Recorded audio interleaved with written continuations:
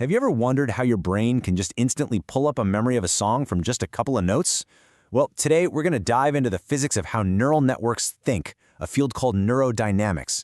We're going to see how these systems can solve problems not by running code step by step, but by just settling down into their most stable state. It's a whole different way of looking at things. Let's get into it. All right, so let's just start with the central mystery here. How could you possibly build a machine that can take a tiny, fuzzy, corrupted piece of a memory and, from that alone, reconstruct the whole perfect thing? It's like seeing a blurry photograph suddenly snap into crystal clear focus all by itself. I mean, how do you even begin to build that? You know, one of the pioneers in this field, J.J. Hopfield, he put it perfectly back in 1982.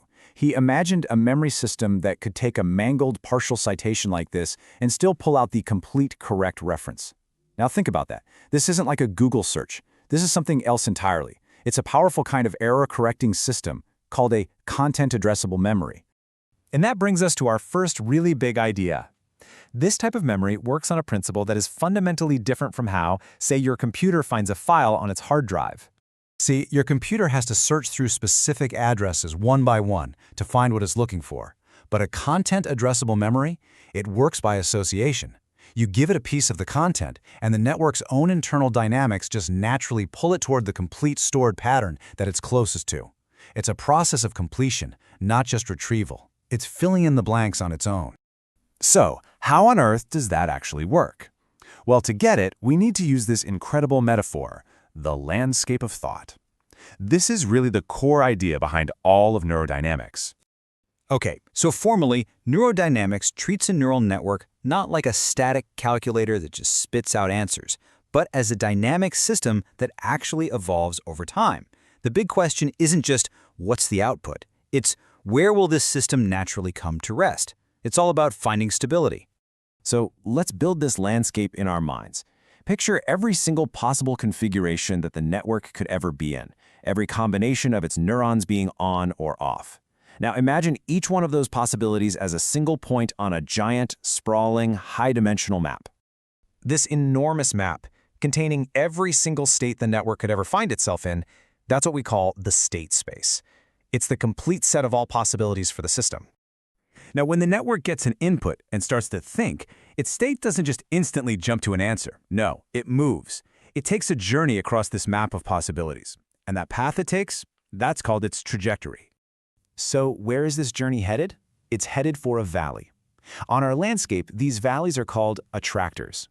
They are these super stable, low-energy spots that pull nearby states toward them, kind of like how gravity pulls a marble into the bottom of a bowl. And this is where it all clicks together. Imagine placing a ball that's our network's initial state anywhere on this landscape. You don't need to give it any complicated instructions. It will just naturally, automatically roll downhill and settle in the nearest valley. The computation just happens, driven entirely by the shape of the landscape itself. Now, this isn't just a pretty metaphor. It's all backed by some serious math. There's a concept called an energy function that basically defines the elevation at any point on our landscape. And the network is designed so that any change in its state always results in a decrease in this energy value. That guarantees the ball is always rolling downhill. It's really a form of optimization where finding the right answer is the same as finding the point of minimum energy. Okay, so we've got this cool theory.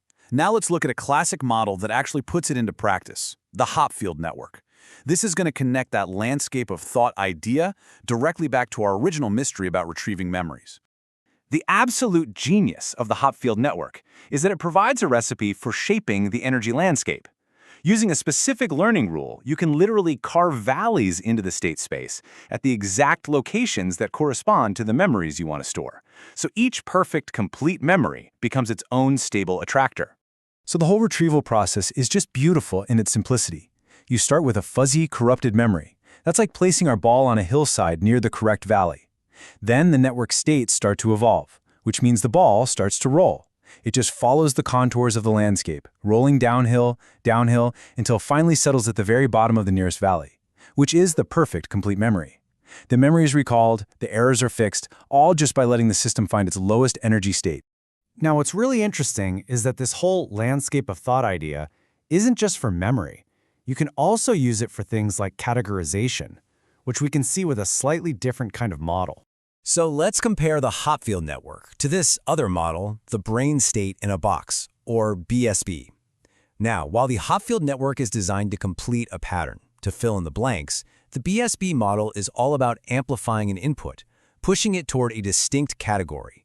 So think of it less like finding a specific memory file and more like sorting an item into the correct labeled box. The goal here isn't just completion, it's decisive classification. So how does the BSB model do this? Well, it uses really strong positive feedback. For this one, picture its state space not as a landscape, but as a cube. Each corner of the cube represents a different category and acts as a stable attractor.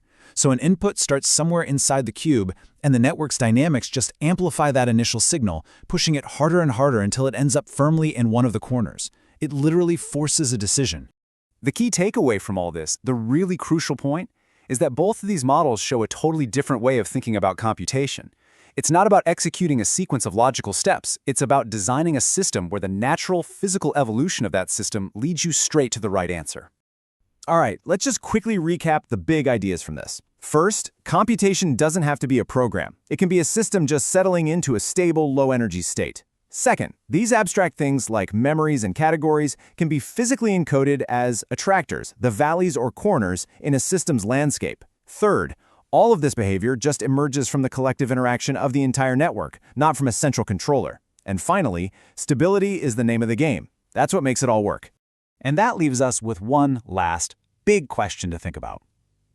If really complex tasks like memory and categorization can be done not by a program but by a physical system just following its own dynamics to a point of stability, what does that tell us about our own brains? Maybe intelligence isn't just about logic and algorithms.